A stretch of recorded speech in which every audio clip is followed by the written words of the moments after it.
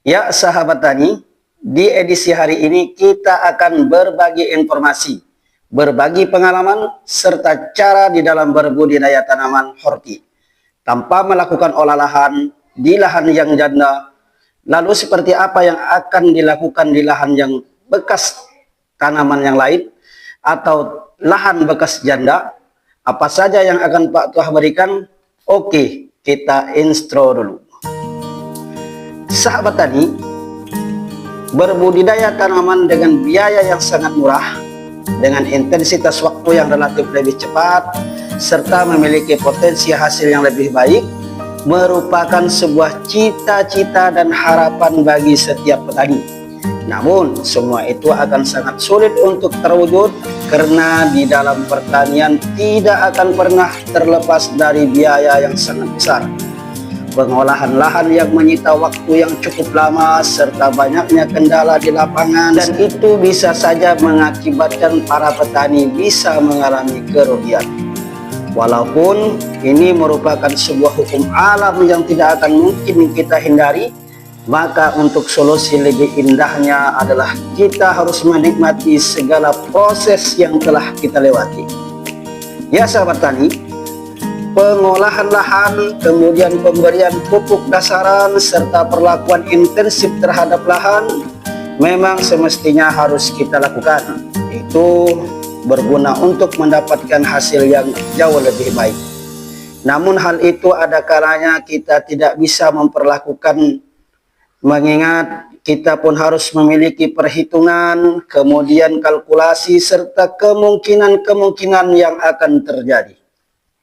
Tentunya banyak faktor yang bisa mempengaruhi kita, sehingga kita tidak mungkin untuk melakukan pengolahan lahan dan persiapan lahan yang semaksimal mungkin. Di video ini, Pak Tuah akan memberikan sebuah informasi, memberikan sebuah pengalaman untuk sahabat taniku sekalian. Ayo kita belajar bersama bagaimana caranya ketika kita memaksimalkan lahan janda kita tanpa olah lahan sehingga memiliki modal yang cukup ringan, cepat dalam penanaman, namun dengan harapan hasil yang tidak kalah dengan lahan yang telah kita olah secara maksimal. Ya sahabat tani, lahan yang tidak kita olah bukan berarti lahan ini tidak perlu kita beri apa-apa atau hanya sekedar kita tanam saja. Bukan sahabat taniku. Kita harus memberikan nutrisi-nutrisi yang diperlukan oleh tanaman kita berdasarkan perhitungan, berdasarkan analisa dan informasi ilmu yang kita dapatkan.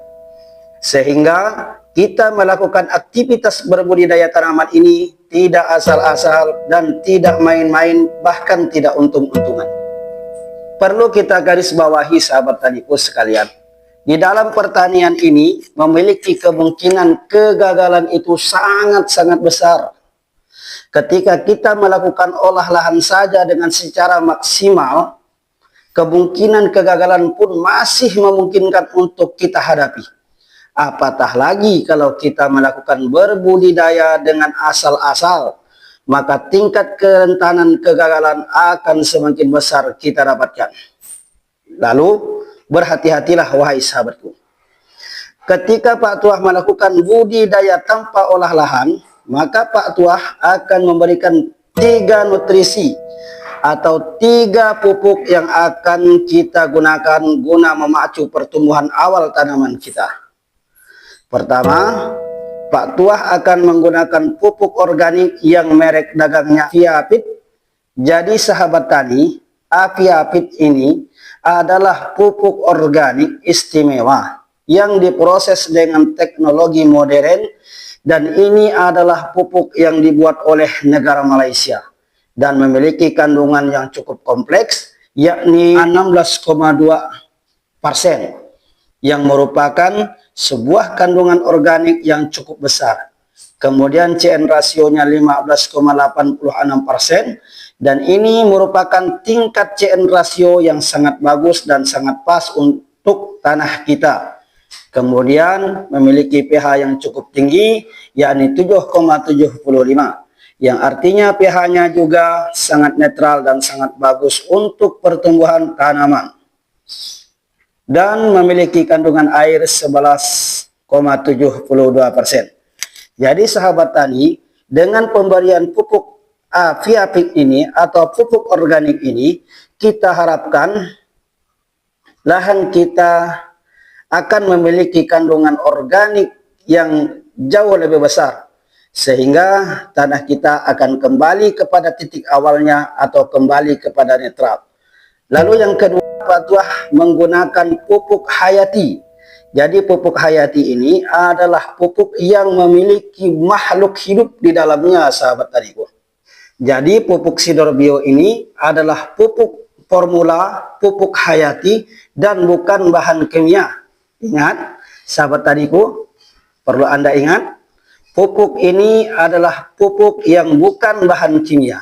Yang pupuk Sidorbio ini mengandung mikroorganisme yang sangat kompleks, yang sangat bermanfaat untuk tanaman kita. Adapun mikroorganisme yang terkandung di dalam pupuk Sidorbio ini sangat beragam. Namun ada 5 macam yang itu memiliki fungsi dan manfaat yang cukup besar untuk tanaman kita.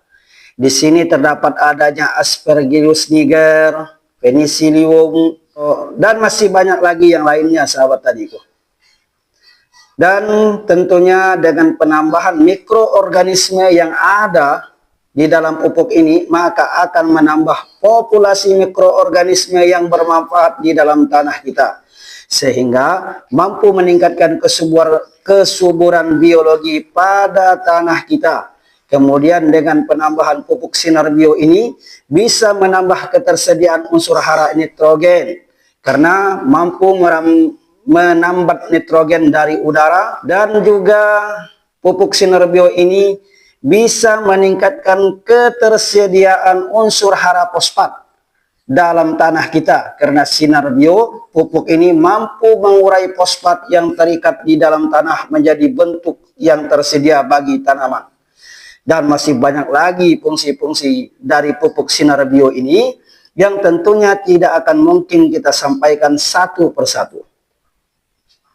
Ya, kemudian yang ketiga, kita juga menggunakan pupuk dari DGW, merupakan sebuah pupuk yang memiliki kandungan 16% nitrogen, 16% fosfat, dan 16% kalium.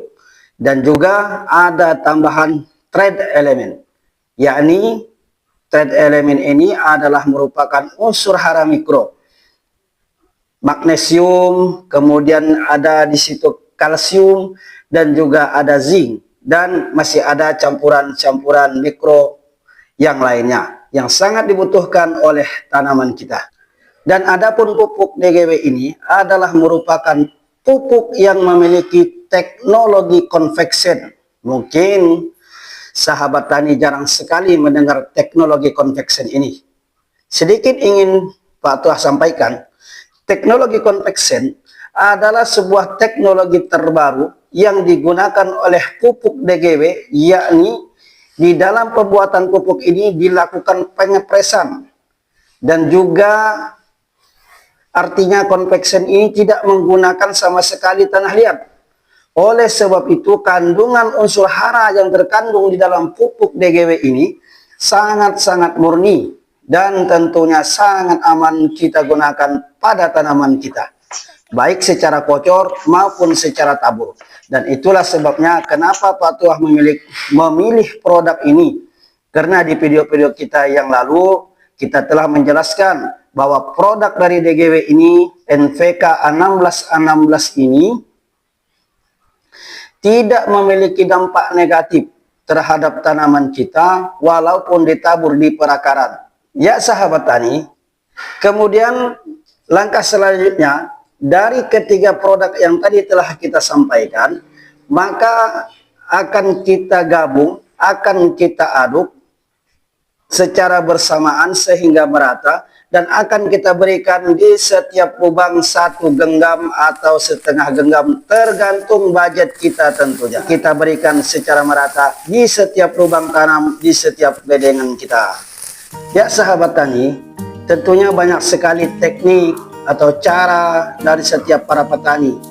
sehingga petani yang satu ke petani yang lain akan sangat berbeda, dan itu sangat memungkinkan karena ilmu pertanian ini cukup luas dan setiap petani memiliki informasi, memiliki ilmu, memiliki tempat yang berbeda. Maka tentunya akan melahirkan sebuah cara yang berbeda pula. Bukan berarti satu cara lebih unggul dari cara yang lainnya. Namun kita bisa mencari cara yang lebih mungkin untuk kita lakukan mengingat kondisi, waktu, kondisi tempat kita berbeda.